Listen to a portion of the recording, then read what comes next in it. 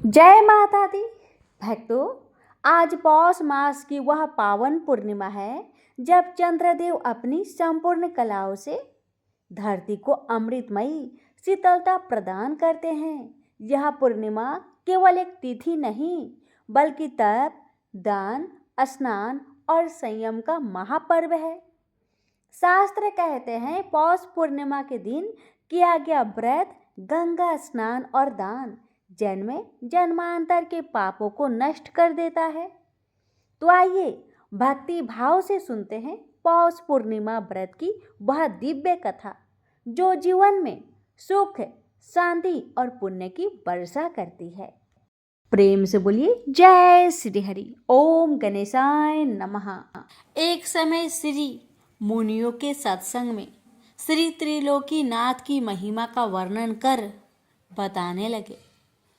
तब मुनियों ने उनसे कहा, हे नारद जी, त्रिलोकीनाथ कौन है?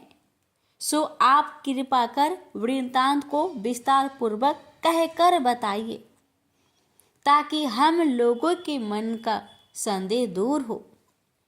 मुनियों के ऐसे प्रश्न करने पर श्री नारद जी बोले, हे मुनिगण, आपने यह प्रश्न संसार के हितार्थ किया है तो मैं भी वैसा ही वृत्तांत आप लोगों के सम्मुख कह सुनाऊंगा ताकि संसार की भलाई हो और जीव पाप कर्मों से निस्तार पावे। इतना कहकर श्री नारद बोले, एक समय भारद्वाज का पुत्र सुकेश, शिव का पुत्र सत्यकाम, गर्ग गोत्री शौर्यानी सूर्य का पोता, अश्वलायन का पुत्र कौशल्य, भृगु का पुत्र विदर्भ देशवासी केतु का पोता कुबंधी, ये ईश्वर परायण ब्रह्म विश्वासी भक्तजन पर ब्रह्मा को जानने के हेतु हाथों में समिधाएं लिए ऋषि पिपलाद के समीप गए। यह सोचकर कि निश्चय यह मुनि वह सब बता देंगे जो हम जानना चाहते हैं। ये लोग जब वहां पहुंचे तो ऋषि पिपलाद इनसे बोले, आप लोग जो श्रद्धा सहित मेरे पास जानने के निमित्त आए हैं कि संसार में सबसे बड़ा देव कौन है, सो मैं आपको विस्तार पूर्वक कहकर बतलाता हूँ। इतना कहकर ऋषि पिपलाद उन ऋषियों से बोले, एक कल्प का वृत्तांत है कि एक नगर में चारों वर्ण ब्राह्मण, क्षत्रिय, वैश्य और शूद्र रहते थे। उसी नगर में एक मल्लाह भी वास करता था, किंतु मल्लाह अपनी करनी की बदौलत दारुण दुख भोग रहा था। कहा है कि आगे किए सो अब भुगतावे, अब ही करे सो आगे पावे। जाको प्रभु दारुण दुख दिन्हा, ताकि मति पहले हरि लिन्हा। ईश्वर सतः सदा निर्दोष रहते हैं। जो जैसा कर्तव्य करता है उसको वैसा फल देते हैं। उस मल्लाह के पास एक कामधेनु गाय थी, परंतु वह कामधेनु गाय एक पाव से अधिक दूध किसी रोज भी नहीं देती थी। और उस मल्लाह की स्त्री जब से आई तब से अपने सास को सपने में भी मैया जी नहीं कहती थी और उसका बेटा बाप को कभी बाबूजी नहीं कहता था। वह बेचारा मल्लाह ऐसा दुख भोग रहा था कि आज खाया तो कल के लिए चिंता लगी रहे। इसी कारण वह नित्य पर ब्रह्मा परमात्मा से प्रार्थना करता था कि हे भगवान, कल क्या भोजन होगा। इस प्रकार से अब दुख भोगते भोगते कुछ रोज हो गए तो एक रोज उसकी स्त्री ने उससे कहा, घर में एक छटाक चावल दाल नहीं है और तुम चुपचाप बैठे हो। तब वह मल्लाह अपनी स्त्री के ऐसे वचन सुनकर बोला, क्या करे, पास में तो एक पैसा भी नहीं है, कहो चावल दाल कहाँ से और कैसे आवे। अपने पति के यूं कहने पर उसने मकान के अंदर जाकर देखा कि घर में एक सवा सेर के करीब मटर और ताखे पर 2 पैसे हैं। वह उन पैसों और मटर को उठा लाई और अपने पति को देकर कहा, ये लो और बाजार से चावल दाल मोल ले आओ। मल्लाह मटर को अपने गमछे के कोने में बांध पैसे को टेट में रखकर बाजार को चला। तब उसका दुख दूर करने के निमित्त पर ब्रह्मा परमात्मा ने एक डंडी को भेजा। वह डंडी मुझ का डारा पहने, लंगोटा चढ़ाए, अंग में भस्म रमाए, ऊपर से पीतांबर ओढ़े, कर में कमंडलू लिए, दिव्य मूर्ति को धारण की, उस मल्लाह के नगर के निकट आकर एक पीपल के वृक्ष पर चढ़कर बैठे रहे। तब तक मल्लाह भी वहां आ पहुंचा। मल्लाह को आता देखकर वृक्ष के ऊपर से डंडी बोले, ए मल्लाह, तुम किधर जाते हो? इस शब्द को सुनकर मल्लाह ने पीछे की तरफ जो घूमकर देखा तो उसको कोई आदमी दिखाई नहीं पड़ा। तब वह फिर आगे को बढ़ा। बढ़ते ही फिर वही आवाज सुनाई दी कि ए मल्लाह, तुम किधर जाते हो? दोबारा आवाज सुनकर फिर मल्लाह ने घूमकर देखा और जब फिर उसको कोई आदमी दिखाई नहीं पड़ा तब वह आश्चर्यचकित हो स्वयं कहने लगा, कहीं कोई दिखाई तो पड़ता नहीं, फिर कौन मुझे पुकार रहा है? यह सोच ही रहा था कि उसकी निगाह एक बार एक पीपल के ऊपर पड़ी तो क्या देखा कि एक बड़ा तेजोबान डंडी जटा मुकुट धारण किए, पीतांबर ओढ़े, कर में कमांडलू लिए, एक पीपल की मोटी डाल पर बैठे हैं। डंडी महाराज को देखकर मल्लाह प्रणाम करके बोला, महाराज आप कौन हैं? मुझे किस लिए पुकार रहे हैं? इस दास के लिए आपकी क्या आज्ञा होती है? सेवा में यह दास हाजिर है, जो आज्ञा हो कहिए। डंडी बोले, मैं त्रिलोकी नाथ का भेजा हुआ शक्तिमान डंडी हूँ। डंडी महाराज के ऐसे वचन सुनकर मल्लाह ने बड़े हर्ष के साथ साष्टांग प्रणाम किया। मल्लाह का प्रेम देख डंडी ने प्रसन्न हो आशीर्वाद देकर पूछा, तुम कहाँ जाते हो? मल्लाह बोला, स्वामीनाथ, मैं बाजार जा रहा हूँ।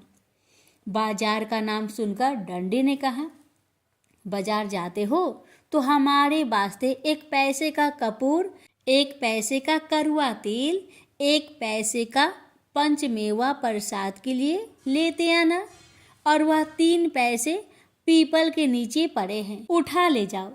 मल्लाह ने पीपल के नीचे पड़े हुए 3 पैसे उठा लिए और टेंट में रखकर डंडी से बोला, महाराज तेल किस में ले आऊंगा? डंडी ने कहा, अपने गमछा में बांध कर ले आना। गमछे का नाम सुनकर मल्लाह संकोच कर बोला, गमछा में तेल किस प्रकार आएगा? तब डंडी ने हंसकर कहा, तुम त्रिलोकी नाथ का नाम लेकर गमछे में बांध लेना, इनकी महिमा से चले आएगा। डंडी की वचन मानकर मल्लाह वहां से चला और बाजार में आ पहुंचा तो अपने मन में विचार कर पहले डंडी महाराज के सामान को खरीदने लगा। बनिया की दुकान पर जाकर मल्लाह ने कहा, भाई 1 पैसे का कपूर दो। बनिया ने 1 पैसे का कपूर दे दिया। कपूर को लेकर मल्लाह ने अपने टेंट से पैसे निकालकर बनियों को दिया और तेली की दुकान पर जाकर तेली से कहा, 1 पैसे का कड़वा तेल दो। वह तेली बोला, तेल किस में लोगे? जाकर एक पात्र तो मोल लाओ, तब तेल ले जाना। मल्लाह ने कहा, हमारे पास 3 पैसे से अधिक पैसे नहीं है और मुझे 1-1 पैसे का 3 सौदा खरीदना है। पात्र कहाँ से लाऊं? तू मेरे गमछे में दे दो। तब तेली ने हंसकर कहा, यह कैसा बेवकूफ है, कहीं तेल घी गमछा में जाता है? मल्लाह ने कहा, तुम तेल दो तो मेरे त्रिलोकी नाथ की महिमा होगी तो तेल गमछा में ही चला जाएगा। यह सुनकर तेली अपने मन में कहने लगा कि देखे तो इसकी त्रिलोकी नाथ जी की कैसी महिमा है और गमछा में तेल लेकर कैसे जाता है। इतना कहकर तेली ने पैसे का तेल नाप कर दे दिया। मल्लाह ने जब गमछे में तेल ले लिया तो जैसे पुराइन के पत्र पर जल ठहर जाता है, उसी तरह गमछे में तेल त्रिलोकीनाथ की महिमा से ठहर गया। तब तेली देखकर आश्चर्यचकित हो गया। तब मल्लाह पैसे देकर पंचमेवे की दुकान पर जा पहुंचा और तेली वहां सोच संकोच में पड़ा ही रहा। इधर मल्लाह ने पंचमेवे की दुकान पर जाकर कहा, भाई 1 पैसे का पंचमेवा दे दो। मेवा वाले ने 1 पैसे का पंचमेवा दे दिया। मेवा को लेकर कपड़े में बांध टेट से 1 पैसा निकालकर मेवे वाले को मल्लाह ने दिया। वो देखता है कि 3 पैसे मेरे पास मौजूद ही है। तब तो मल्लाह बड़ा आश्चर्यचकित हुआ। फिर अपने मन में कहने लगा कि यह सब वही डंडी महाराज की माया है। अब जान पड़ता है कि ये 3 पैसे कभी कम होने वाले नहीं हैं। ऐसे अपने मन में विचार कर मल्लाह ने बड़े आनंद से 1-1 पैसे करके अपनी इच्छा अनुसार फल फूल, गंध, धूप इत्यादि वस्तुएं भी खरीद कर बड़ी सी पोटली बांध ली। इसके बाद अपना चावल दाल वगैरह सब सौदा खरीद कर बाजार से चल पड़ा। फिर भी मल्लाह के पास 3 पैसे मौजूद थे। बाजार से सौदा लेकर मल्लाह उसी पीपल के पास आ पहुंचा जहां की वह डंडी बैठे थे। सौदा लेकर आने पर डंडी ने मल्लाह से कहा, हमारे वास्ते तुम जो जो वस्तुएं लाए हो वह सब अलग अलग करके यहाँ रख दो और अपने वास्ते जो लाए हो वह अपने घर ले जाओ। मल्लाह डंडी की आज्ञा सुनकर सब सौदा खोलकर अलग अलग रखकर बोला, महाराज तेल कहाँ रखे? डंडी ने कहा, देखो वह पीपल में खोखला है, उसी खोखले को साफ करके तेल उसमें रख दो। मल्लाह खोखले को साफ कर उसमें तेल रखकर बोला, महाराज आपके 3 पैसे तो हमारे पास ज्यों के त्यों मौजूद ही है। यह सुनकर डंडी ने हंसकर कहा, तुम जहाँ से पैसे उठाकर ले गए हो वहीं उन पैसे को रख दो। मल्लाह के उसी जगह उन 3 पैसे के रख देने पर डंडी ने मल्लाह से कहा, अब तुम अपना सौदा लेकर जाओ और कल सवेरे ही अपने बंधुओं को निमंत्रण देकर कहना कि अमुक पीपल के नीचे मैं आज त्रिलोकीनाथ का पूजन और व्रत कथा को सुनूंगा। सब सज्जनों को निमंत्रण देता हूँ कि अपने बंधुओं सहित पधार कर सम्मिलित होवे। ऐसा कहकर डंडी ने फिर कहा, ए मल्लाह देखो, जिस आचार्य के मुख से त्रिलोकीनाथ की व्रत कथा श्रवण करना, उस आचार्य को आदर सत्कार के साथ भोजन करा के यथाशक्ति जो हो सके दक्षिणा देकर विदा करना। आचार्य को दान नहीं देने से कोई यज्ञ क्यों न हो, वह यज्ञ निरर्थक हो जाता है। जैसे मजदूर को बुलाकर काम करावे और मजदूरी ना दे तो वह अधर्म समझा जाता है। त्रिलोकीनाथ की कथा सुनकर अपने बंधुओं सहित प्रेम से प्रसाद को भक्षण करना चाहिए। जो कोई मनुष्य त्रिलोकीनाथ के प्रसाद को पाने में संकोच करता है, उसके ऊपर निश्चित जानो कि त्रिलोकीनाथ का कोप होता है। वह मनुष्य महान कष्ट पाता है। और जो मनुष्य त्रिलोकीनाथ का प्रसाद श्रद्धा के सहित लेकर भक्षण करता है, उसके ऊपर त्रिलोकीनाथ अवश्य प्रसन्न होकर मनसा पूरी करते हैं। इस तरह का उपदेश देकर डंडी ने मल्लाह को घर भेजा। तब मल्लाह डंडी के यहाँ से चला और अपने नगर के निकट आया तो उसका लड़का उसको आते देख बाबूजी बाबूजी कहते हुए उसके पास आकर मिठाई मांगने लगा। लड़के को बाबूजी कहते हुए सुनकर मल्लाह अपने दिल में खुश होकर कहने लगा कि आज तक तो कभी भी मेरे लड़के ने मुझे बाबूजी नहीं कहा।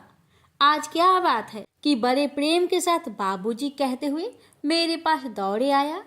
लड़के की बात पर मल्लाह चकित हो प्रेम के सहित लड़के को घर ले चला।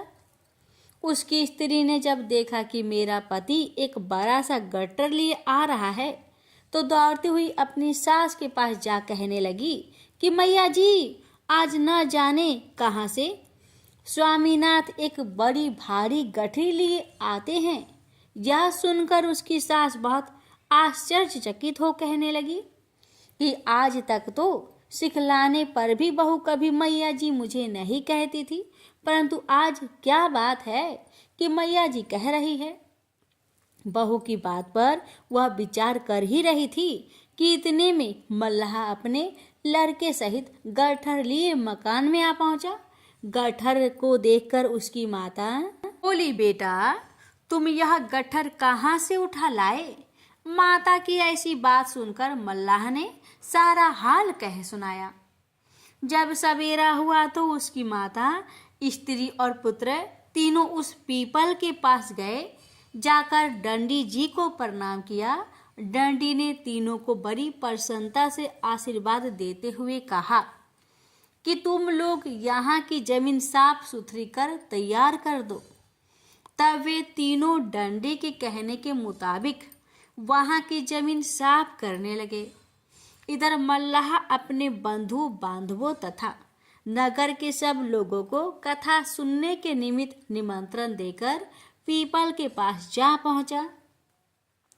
जब निमंत्रण देकर मल्लाह चला गया तो किसी आदमी ने एक पंडित से पूछा, महाराज त्रिलोकीनाथ नाम के कौन देवता है?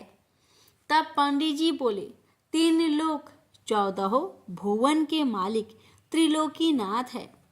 यह सुनकर सभी लोग श्रद्धा सहित त्रिलोकीनाथ की कथा सुनने के निमित्त उस पीपल के पास पहुंचे और डंडी ने मल्लाह से कहा, तुम जल्दी से स्नान करके प्रसाद को स्वच्छ करो।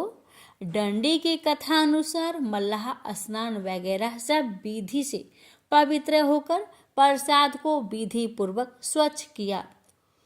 तब फिर डंडी ने कहा कि चौका चंदन करके प्रसाद को 3 भागों में पृथक पृथक रखो और लोटे में जल भरकर उसमें 1 पैसा और 1 सुपारी डालो।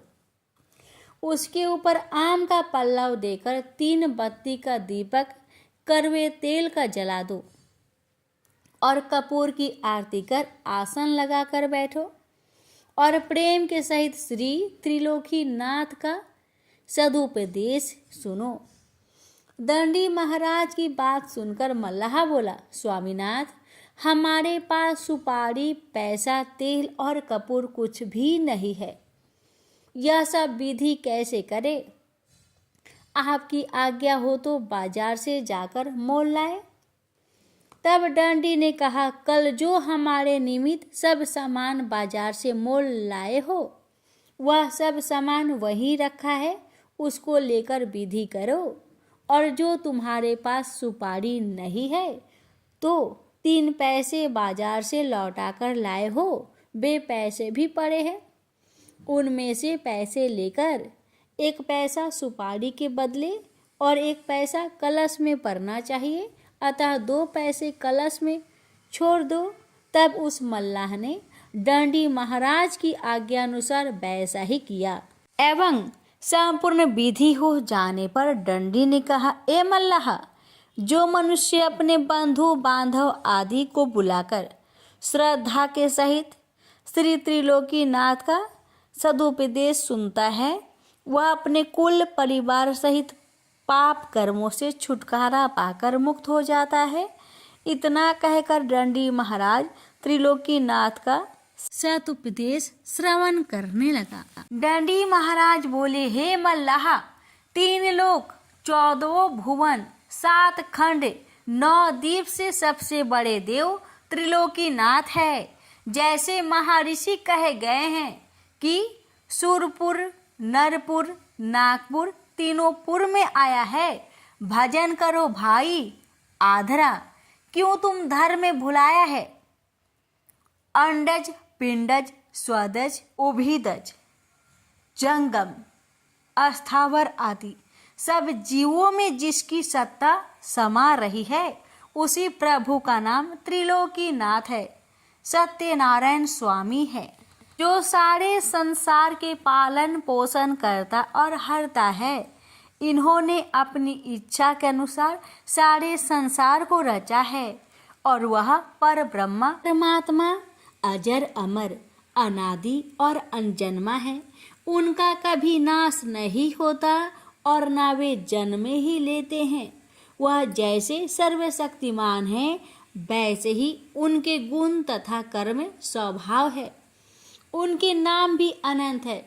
जब संसार में घोर पाप होने लगते हैं तब वे भूमि का भार और दुख हरने के निमित्त अपनी प्रचंड शक्ति को देकर एक पुरुष भेज देते हैं। वही पुरुष संसार में आकर पापियों को मारकर भक्तों का उद्धार करते हैं। इतना कहकर फिर दंडी जी बोले कि जो पुरुष अपने माता पिता गुरु और आचार्य का तथा जो स्त्री अपने सास ससुर और पति का अनादर करती है एवं जो मनुष्य जीवों पर दया नहीं करता, मांस मछली मदिरा भक्षण करता है, उनको निश्चय जानो कि त्रिलोकीनाथ दंड देते हैं। वह स्त्री पुरुष दुखी होकर संसार में कष्ट पाकर मारे मारे फिरते हैं और उनका अनादर के सिवा आदर कहीं भी नहीं होता। देखो त्रिलोकीनाथ की कैसी महिमा है। इस प्रकार से सदुपदेश देते हुए दंडी बोले, जब त्रिलोकीनाथ ने सारे जगत को रचकर 84 लाख योनियों को उत्पन्न किया तो सब जीव उनकी प्रजा तथा संतति है। त्रिलोकीनाथ की पूजा तथा कथा कहने सुनने का अधिकार सभी के लिए बराबर है, खासकर किसी एक व्यक्ति के लिए नहीं। जो सारे जगत को खिलाता है वह खाने के लिए किसी दूसरे के आश्रय पर नहीं बैठा रहता। वह खाता भी है और नहीं भी खाता है। खाने का अर्थ यह है कि जब वह सर्व जीवों में वास करता है तो जीव खाता है, वह उसको प्राप्त हो जाता है। जैसे कहा भी है कि ईश्वर अंश जीव अविनाशी, चेतन अमल सहज सुख राशि। बिनु पग चले सुने बिनु काना, कर बिनु कर्म करे विधि नाना। आनन रहित सकल रस भोगी, बिनु बानी भक्ता बर जोगी। वह सर्वशक्तिमान परमात्मा सब जीवों में वास करने वाले हैं और उसके पाँव नहीं हैं किंतु चलता है, कान नहीं है परंतु सुनता है, हाथ नहीं है पर सब कर्मों को करता है, जीभ नहीं है किंतु सब रसों का स्वाद लेता है, मुख नहीं है किंतु बहुत बोलने वाला है, अर्थात उनका रूप नहीं है, वे निराकार है।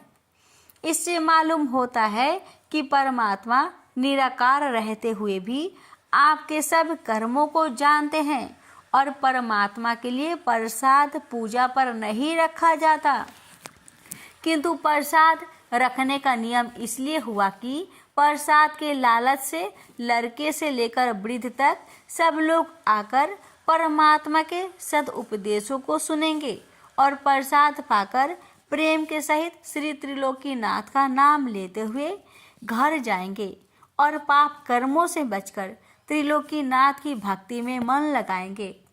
उपदेश के साथ दृष्टांत इसलिए देकर बतलाया है कि लोग जाने कि त्रिलोकीनाथ ने किसको कैसे दंड और फल दिए हैं। दृष्टांत को सुनकर कोई भी प्राणी पाप कर्मों की तरह कभी नहीं जाएंगे और कर्मों का फल समझकर श्री त्रिलोकीनाथ की भक्ति में सदा लवलीन रहेंगे। इतना कहकर दंडी ने मल्लाह से कहा, अब विधि पूर्वक हवन करके आरती और प्रसाद सभी लोगों में बांट दो।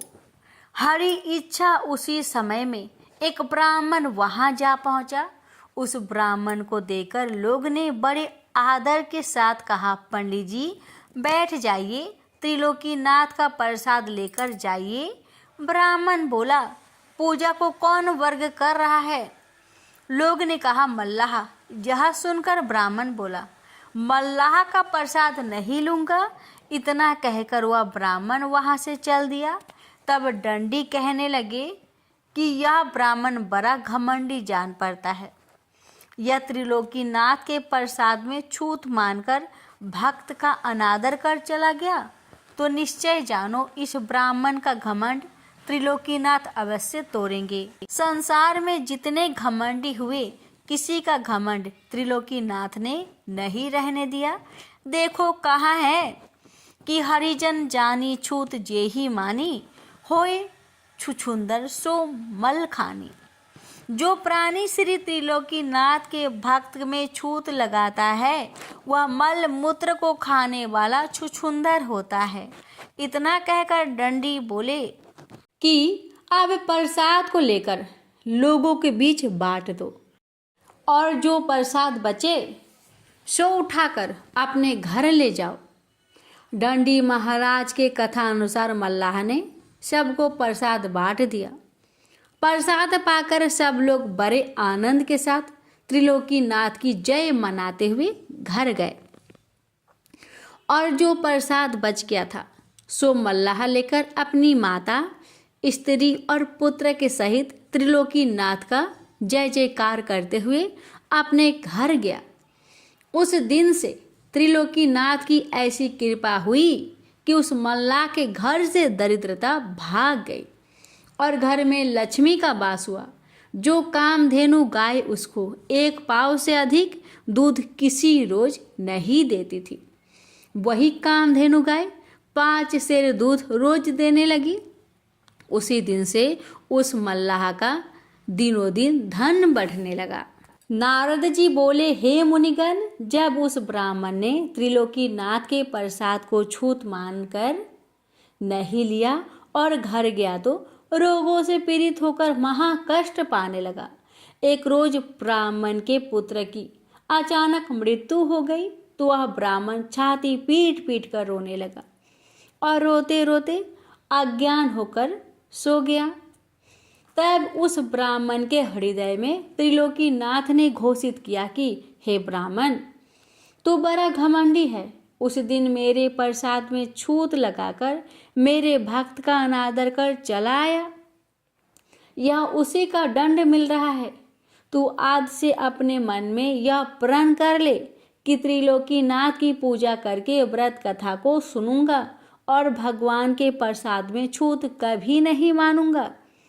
तेरा कल्याण होगा और बेटा जीवित हो जाएगा, नहीं तो तू समझ ले कि तेरा सर्वनाश हो जाएगा।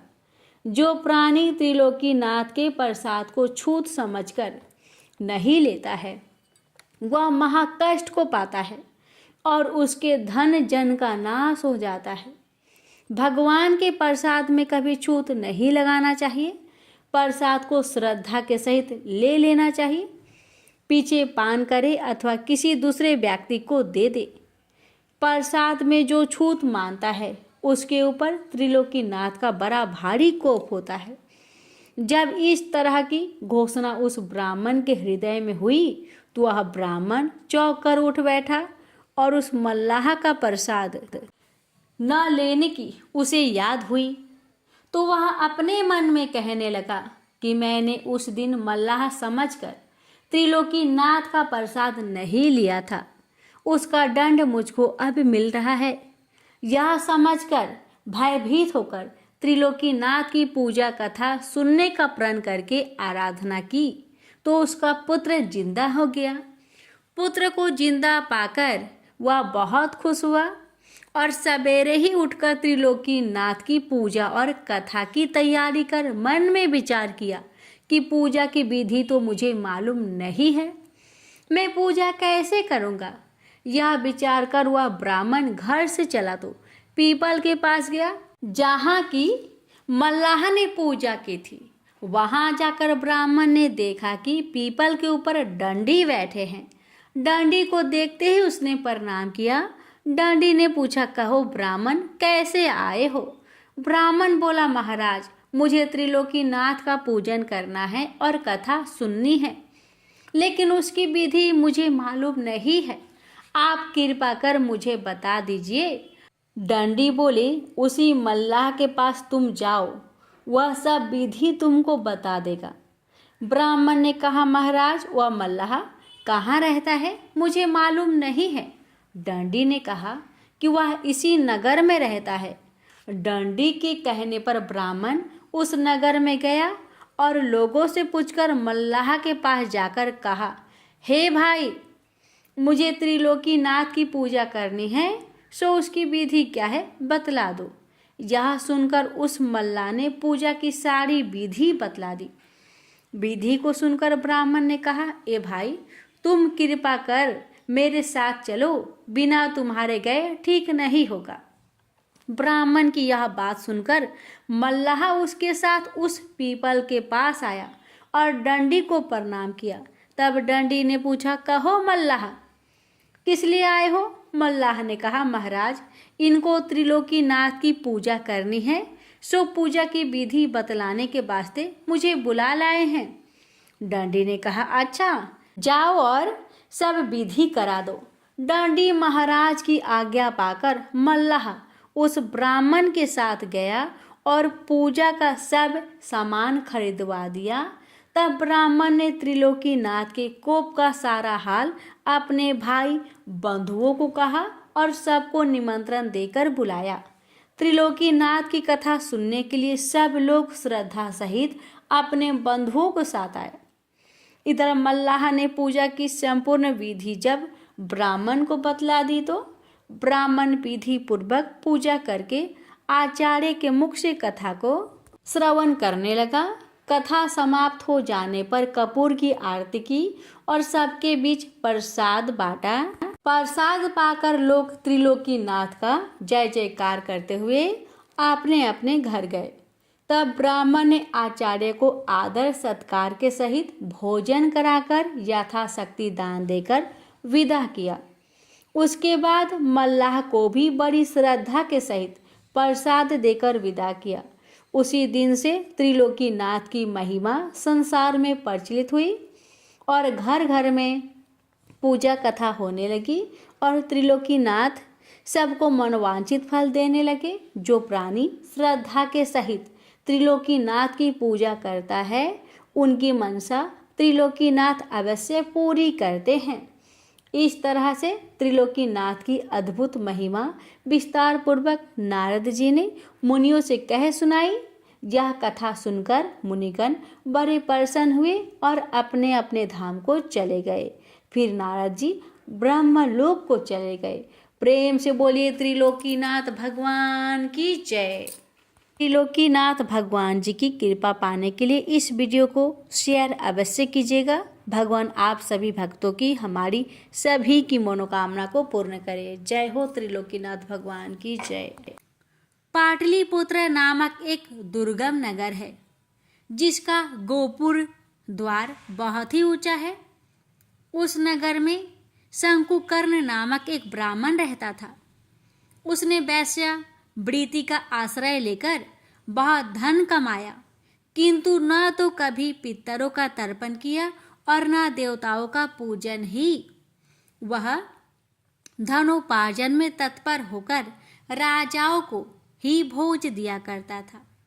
एक समय की बात है, उस ब्राह्मण ने अपना चौथा विवाह करने के लिए पुत्रों और बंधुओं के साथ यात्रा की। मार्ग में आधी रात के समय जब वह सो रहा था, एक सर्प ने कहीं से आकर उसकी बाह में काट लिया। उसके काटते ही ऐसी अवस्था हो गई कि मणि मंत्र और औषधि आदि से भी उसके शरीर की रक्षा अध्ययन जान पड़ी। तत्पश्चात कुछ ही क्षणों में उसके प्राण पेखरू उड़ गए। फिर बहुत समय के बाद वह प्रेत सर्प योनि में उत्पन्न हुआ। उसका चित्त धन की वासना में बंधा था। उसने पूर्व वृत्तांत को स्मरण करके सोचा, मैंने जो घर के बाहर करोड़ों की संख्या में अपना धन गार रखा है, उससे इन पुत्रों की वंचित करके स्वयं ही उसकी रक्षा करूंगा। एक दिन सांप की योनि से पीड़ित होकर पिता ने स्वप्न में अपने पुत्र के समक्ष आकर अपना मनोभाव बताया। तब उसके निरंकुश पुत्रों ने सवेरे उठकर बड़े विस्मय के साथ एक दूसरे से स्वप्न की बात कही। उनमें से मझला पुत्र कुदाल हाथ में लिए घर से निकला और जहां उसके पिता सर्प योनि धारण करके रहते थे उस स्थान पर गया।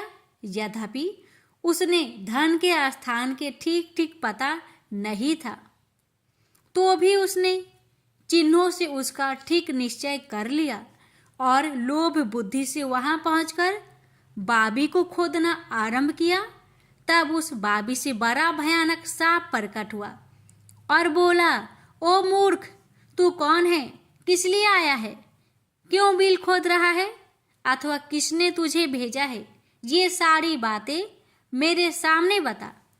पुत्र बोला, मैं आपका पुत्र हूँ, मेरा नाम शिव है। मैं रात्रि में देखे हुए सपने से विस्मित होकर यहाँ स्वर्ण लेने कौतूहल से आया हूँ। पुत्र की यह लोक निंदित वाणी सुनकर वह सांप हंसता हुआ उच्च स्वर से इस प्रकार स्पष्ट वचन, यदि तू मेरा पुत्र है तो मुझे शीघ्र ही बंधन से मुक्त कर। मैं पूर्व जन्म के गारे हुए धन के ही लिए सर्प योनि में उत्पन्न हुआ हूँ।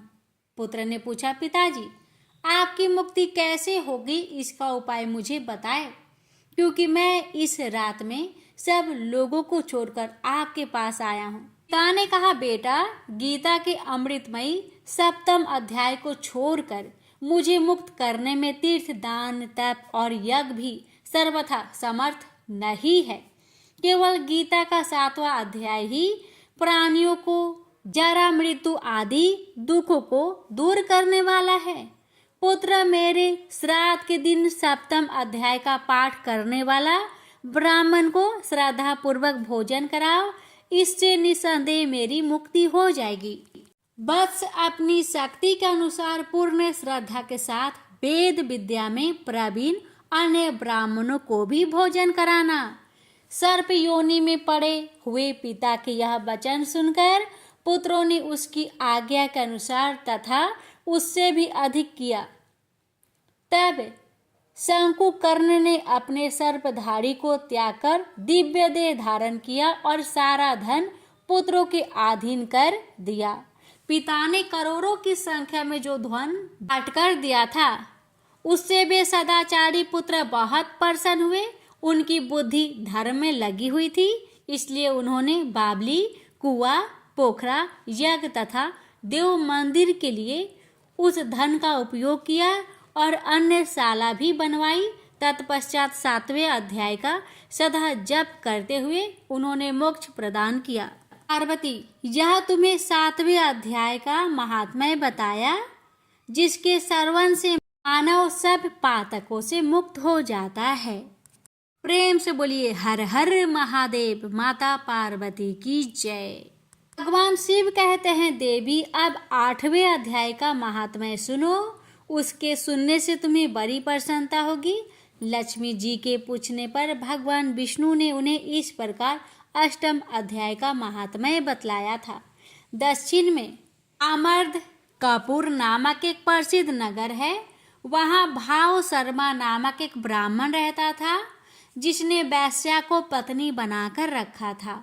वह मांस खाता, मदिरा पीता, साधुओं का धन चुराता, पराया स्त्री से व्यभिचार करता और शिकार खेलने में दिलचस्पी रखता था। वह बड़े भयानक स्वभाव का था और मन में बड़े बड़े हौसले रखा था। एक दिन मदिरा पीने वाला का सामान जुटा था। उसमें भाव शर्मा भर पेट ताड़ी पी खूब गले तक उसे चढ़ाया। अतः अजी नर अत्यंत पीड़ित होकर उस पापात्मा कालवश मर गया और बहुत बड़ा तार का वृक्ष हुआ। उसकी घनी और ठंडी छाया का आश्रय लेकर ब्रह्म राक्षस भाव को प्राप्त हुआ।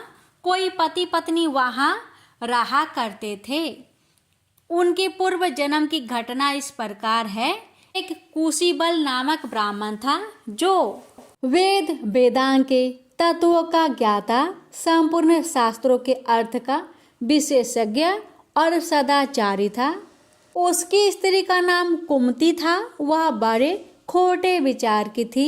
वह ब्राह्मण विद्वान होने पर भी अत्यंत लो बस अपनी स्त्री के साथ प्रतिदिन भैंस, काल पुरुष और घोड़े आदि बड़े दोनों का ग्रहण किया करता था, परंतु दूसरे ब्राह्मणों को दान में मिली हुई कौड़ी भी नहीं देता था। वे ही दोनों पति पत्नी कालवश मृत्यु को प्राप्त होकर ब्रह्म राक्षस हुए। वे उसी तार वृक्ष के पास आए और उसके मूल भाग में विश्राम करने लगे। इसके बाद पत्नी ने पति से पूछा, नाथ, हम लोगों का यह महान दुख कैसे दूर होगा तथा इस ब्रह्म राक्षस योनि से किस प्रकार दोनों की मुक्ति होगी? तब उस ब्राह्मण ने कहा, ब्रह्म विद्या के उपदेश, आध्यात्म तत्व के विचार और कर्म विधि के ज्ञान बिना किस प्रकार संकट से छुटकारा मिल सकता है?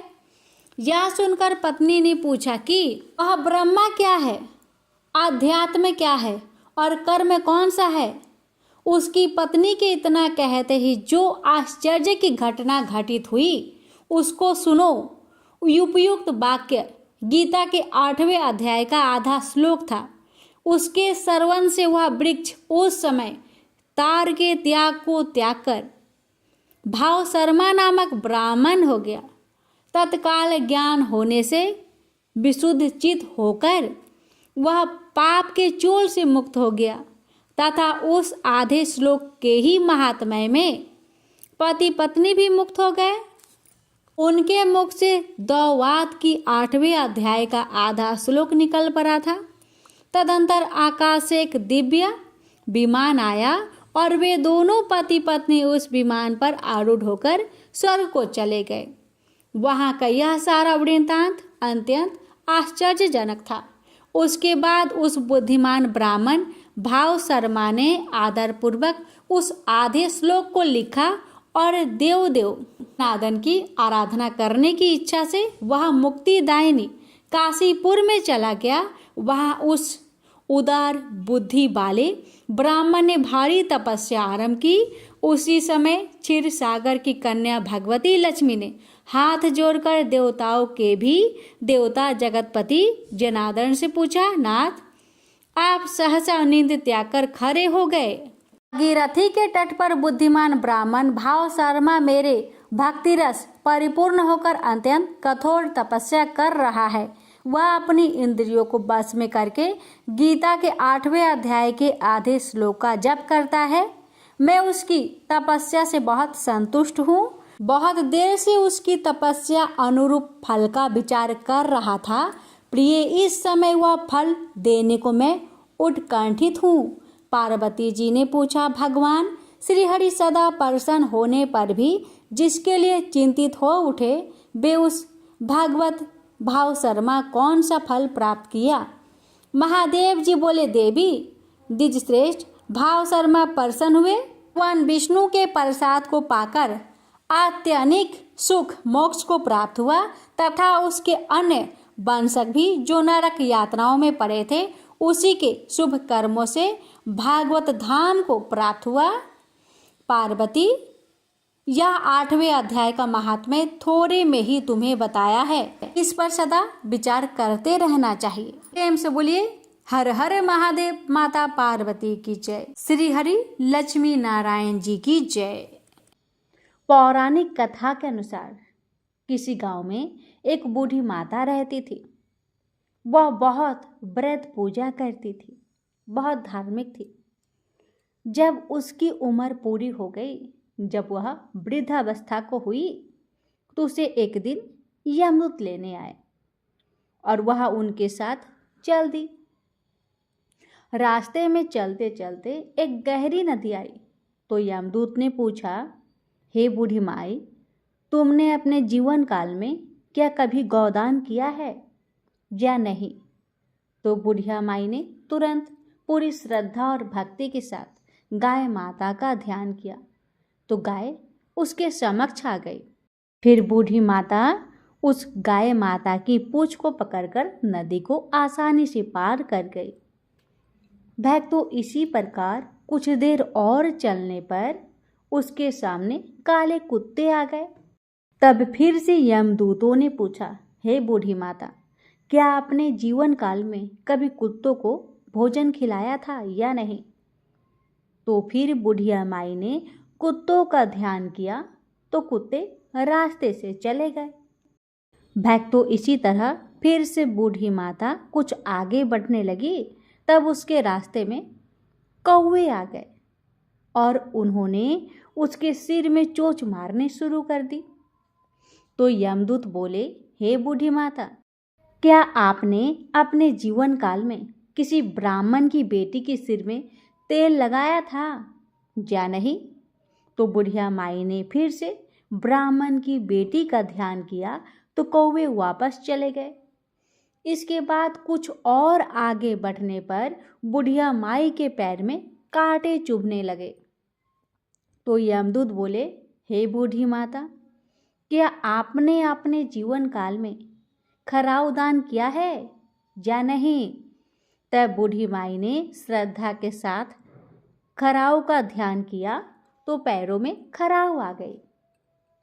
फिर कुछ दूर आगे बढ़ने पर चित्रगुप्त जी ने यमराज से कहा कि आप यहाँ किसको लेकर आए हैं? तब यमराज जी बोले कि ये बुढ़िया माई बहुत धार्मिक प्रवृत्ति की है, पूजा पाठ से लेकर दान पुण्य बहुत किए हैं, लेकिन इसने अपने जीवन काल में कभी भी धर्मराज के लिए कुछ भी नहीं किया, इसलिए इसके लिए आगे का द्वार बंद है। तब धर्मराज जी की सारी बातें सुनने के बाद बुढ़िया माई बोली, हे भगवान, हे धर्मराज जी, आप मुझे सिर्फ 7 दिन के लिए धरती पर वापस भेज दीजिए। मैं आपके समक्ष प्रतिज्ञा करती हूँ कि मैं पूरी श्रद्धा से आपका व्रत करके व्रत और उद्यापन कर वापस लौट आऊँगी। तभी यमराज जी ने उन्हें धरती पर वापस भेज दिया। बुढ़िया माई अपने गांव में आ गई और गांव वालों ने उसे भूतनी समझकर अपने अपने घर के दरवाजे को बंद कर दिए। जब वह अपने घर गई तो उसके बहू बेटे भी डर गए और डर के मारे अपने दरवाजे को बंद कर दिए। तब बुढ़िया माई ने कहा, बेटा, ओ बहू, मैं कोई भूतनी नहीं हूँ, मैं तेरी माँ हूँ। मुझे धर्मराज भगवान की कृपा से 7 दिन के लिए जीवन प्राप्त हुआ है और मैं 7 दिन के लिए धरती पर वापस आई हूँ। इन 7 दिन मैं धर्मराज जी का व्रत और उद्यापन करूँगी, जिससे मेरे लिए परलोक के रास्ते खुल जाएंगे। अब बुढ़िया माई की बातें सुनकर बहू बेटे उनके लिए पूजा की सामग्री ले आए, लेकिन जब बुढ़िया माई कहानी कहती तब वह हुक्कारा नहीं भरते, जिससे बुढ़िया माई बाद में अपनी पड़ोसन को कहानी सुनाती और वह हुक्कारा भरती। इस तरह 7 दिन धर्मराज जी की विधि विधान से व्रत पूजा और उद्यापन करने के बाद धर्मराज जी बुढ़िया को लेने विमान भेजे।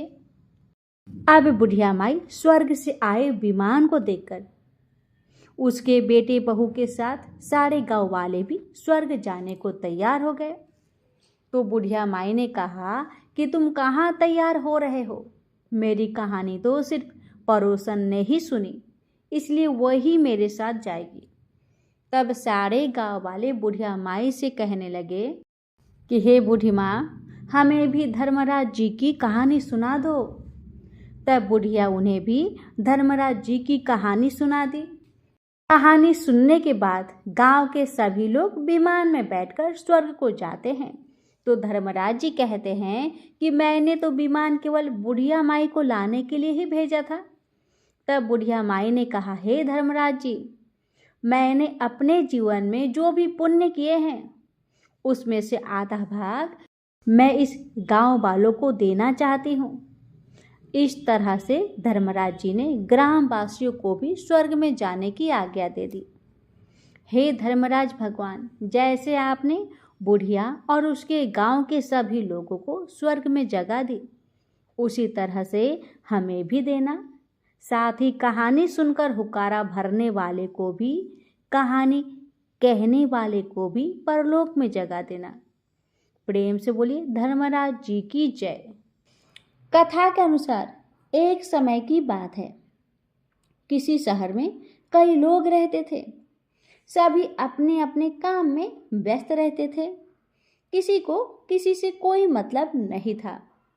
भजन कीर्तन भक्ति भाव दया माया परोपकार जैसे संस्कार का अभाव हो चुका था। शहर में बुराइयां बढ़ गई थी। शराब जुआ रेस व्यभिचार चोरी डकैती आदि बहुत से गुनाह शहर में होने लगे थे। उसके बावजूद इसके उस शहर में कुछ अच्छे लोग भी रहा करते थे। इनमें शीला नामक स्त्री जो धार्मिक प्रकृति और संतोष स्वभाव वाली थी। उसका पति भी विवेकी और सुशील था। शीला और उसका पति कभी किसी की बुराई नहीं करते थे और भगवान का भजन करने में अच्छी तरह समय व्यतीत कर रहे थे। शहर के लोग उनकी गृहस्थी की सराहना करते थे। देखते देखते समय बदला। शीला के पति की अच्छी संगति बुरी में बदल गई। अब वह जल्दी से करोड़पति बनने की ख्वाब देखने लगा। इसलिए वह गलत रास्ते पर चल पड़ा और फलस्वरूप उसकी हालत भिखारी जैसी हो गई। शराब जुआ रेस चरस गांजा आदि बुरी आदतों में शीला का पति भी फंस गया। दोस्तों के साथ उसे भी शराब की आदत लग गई। इस प्रकार उसने अपना सब कुछ जुए में गवा दिया। शीला इस बात से बेहद चिंतित रहने लगी, लेकिन उसे भगवान पर भरोसा था। वह अपना अधिकांश समय प्रभु भक्ति में बिताने लगी। अचानक एक दिन दोपहर को उनके द्वार पर किसी ने दस्तक दी। शीला ने द्वार खोला तो देखा कि एक माँ जी खड़ी थी। उनके चेहरे पर अलौकिक तेज दिखाई दे रहा था। उनकी आंखों में से मानो अमृत बह रहा हो। उसका भाव चेहरा करुणा और प्यार से छलक रहा था। उसको देखते ही देखते शीला के मन को शांति महसूस हुई और उसके रोम रोम आनंदमय हो उठा। शीला उस माँ जी को आदर के साथ घर ले आई। घर में बिछाने के लिए कुछ भी नहीं था, अतः शीला ने एक फटी हुई चादर उसी पर उनको बिठाया। माँ जी बोली, क्यों शीला, मुझे पहचाना नहीं?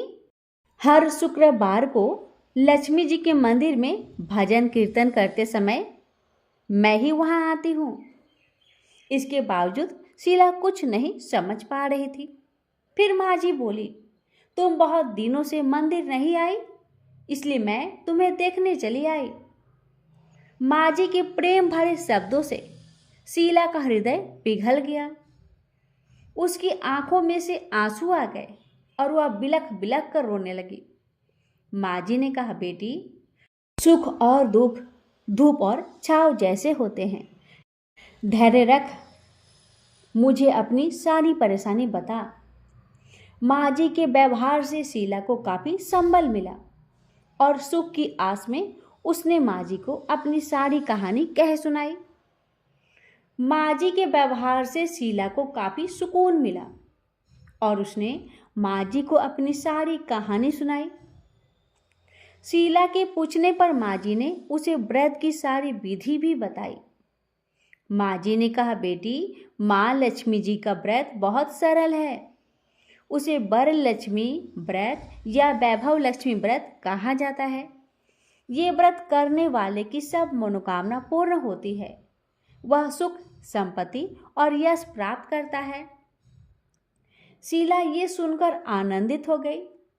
शीला ने संकल्प करके आंखें खोली तो सामने कोई न था। वह सोच में पड़ गई कि माँ जी कहाँ है। शीला को तत्काल ये समझते देर न लगी कि माँ जी और कोई नहीं, साक्षात लक्ष्मी जी ही थी। दूसरे दिन शुक्रवार था। सुबह स्नान करके स्वच्छ कपड़े पहनकर शीला ने माँ जी द्वारा बताई विधि से पूरे मन से व्रत किया। आखिरी में प्रसाद वितरण हुआ। ये प्रसाद पहले पति को खिलाया। प्रसाद खाते ही पति के स्वभाव में फर्क पड़ गया। उस दिन उसने शीला को मारा नहीं, सताया भी नहीं। शीला को बहुत आनंद हुआ। उसके मन में वैभव लक्ष्मी व्रत के लिए श्रद्धा बढ़ गई। शीला ने पूर्ण श्रद्धा भक्ति से 21 शुक्रवार तक वैभव लक्ष्मी व्रत किया। 21वें शुक्रवार को माँ जी के कहे मुताबिक उद्यापन विधि कर 7 स्त्रियों को वैभव लक्ष्मी व्रत की 7 पुस्तकें उपहार में दी। फिर माता जी के धन लक्ष्मी स्वरूप की छवि को वंदन करके भाव से मन ही मन प्रार्थना करने लगी। हे माँ धन लक्ष्मी, मैंने आपका वैभव लक्ष्मी व्रत करने की मन्नत मांगी थी, वह व्रत आज पूर्ण किया है। हे माँ, मेरी हर विपत्ति दूर करो, हम सबका कल्याण करो। जिसे संतान न हो उसे संतान देना, सौभाग्यवती स्त्री का सौभाग्य अखंड रखना, कुंवारी लड़की को मन भाव पति देना। जो आपका यह चमत्कारी वैभव लक्ष्मी व्रत करे उनकी सब विपत्ति दूर करना, सभी को सुखी रखना। हे माँ, आपकी महिमा अपार है। ऐसा बोलकर लक्ष्मी जी के धन लक्ष्मी स्वरूप की छवि को प्रणाम किया। व्रत के प्रभाव से शीला का पति अच्छा आदमी बन गया और कड़ी मेहनत करके व्यवसाय करने लगा। उसने तुरंत शीला के गिरवी रखे गहने छुड़ा लिए। घर में धन की वृद्धि हुई। घर में पहले जैसी सुख शांति छा गई। वैभव लक्ष्मी व्रत का प्रभाव देखकर मोहल्ले की दूसरी स्त्रियां भी विधि पूर्वक वैभव लक्ष्मी व्रत करने लगी। प्रेम से बोलिए वैभव लक्ष्मी माता की जय। अब सुनेंगे आरती। ओम वैभव लक्ष्मी माता मैया जय, वैभव लक्ष्मी माता भक्तों के हितकारिणी, भक्तों के हितकारिणी, सुख वैभव दाता। ओम जय वैभव लक्ष्मी माता। लक्ष्मी माँ का नाम जो लेता सुख संपत्ति पाता, मैया सुख संपत्ति पाता। दुख दरिद्र मिट जाता, दुख दरिद्र मिट जाता, मन वांछित फल पाता। ओम जय वैभव लक्ष्मी माता, मैया जय वैभव लक्ष्मी माता। भक्तों के हितकारिणी, भक्तों के हितकारिणी, सुख वैभव दाता। ओम जय वैभव लक्ष्मी माता। लक्ष्मी माँ तू जग माता, जग पालक रानी, मैया जग पालक रानी। हाथ जोर गुण गाते, हाथ जोर गुण गाते, जग के सब प्राणी। ओम जय वैभव लक्ष्मी माता, ओम जय वैभव लक्ष्मी माता। भक्तों के हितकारिणी, भक्तों के हितकारिणी, सुख वैभव दाता। ओम जय वैभव लक्ष्मी माता। हे माँ तेरी शरण में जो आता, तेरी भक्ति पाता, मैया तेरी भक्ति पाता। माँ तेरी ममता पाके, माँ तेरी ममता पाके, अंत स्वर्ग जाता। ओम जय वैभव लक्ष्मी माता, मैया जय वैभव लक्ष्मी माता। भक्तों के हितकारिणी, भक्तों के हितकारिणी, सुख वैभव दाता। ओम जय वैभव लक्ष्मी माता, ओम जय वैभव लक्ष्मी माता। मैया जय वैभव लक्ष्मी माता। भक्तों के हितकारिणी, भक्तों के हितकारिणी, सुख वैभव दाता, मैया सुख वैभव दाता। ओम वैभव लक्ष्मी माता, ओम वैभव लक्ष्मी माता। प्रेम से बोलिए लक्ष्मी माता की जय। अब सुनिए हर व्रत कथा के बाद सुनी जाने वाली लप्सी तपसी की कहानी। किसी गांव में एक लप्सी रहता था और एक तपसी।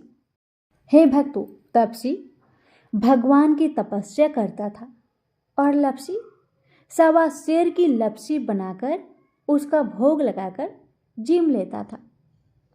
एक दिन दोनों आपस में लड़ने लगे।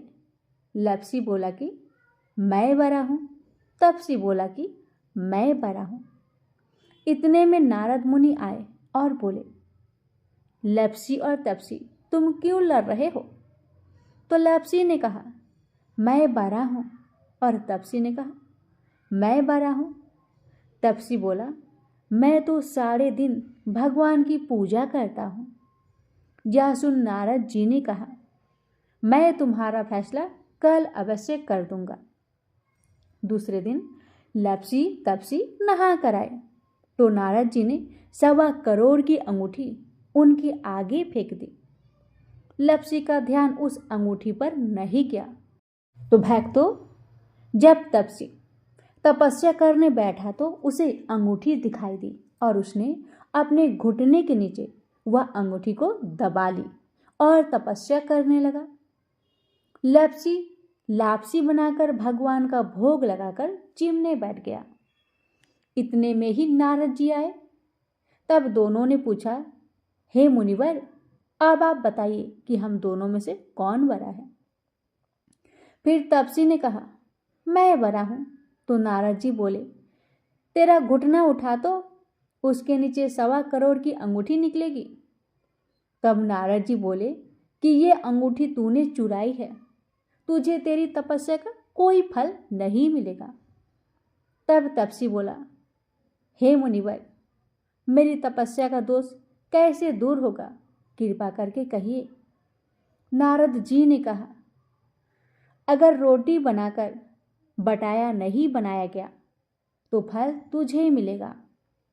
ब्राह्मण जिमाकर दक्षिणा नहीं देगा तो फल तुझे ही मिलेगा। साड़ी देकर ब्लाउज नहीं दिया तो फल तुझे मिलेगा। दिया से दिया जलाने से फल तुझे मिलेगा। सब व्रत त्योहार की कहानी सुनने के बाद तेरी कहानी नहीं सुने तो फल तुझे होगा। तब से लपसी तपसी की कहानी सुनी जाती है और सुनने के बाद इस प्रकार कहे कि लपसी का फल लापसी को मिले, तापसी का फल तापसी को मिले और हमारा व्रत का फल हमें मिले। तो प्रेम से बोलिए हरे कृष्णा। लापसी तापसी की जय, नारद मुनि की जय।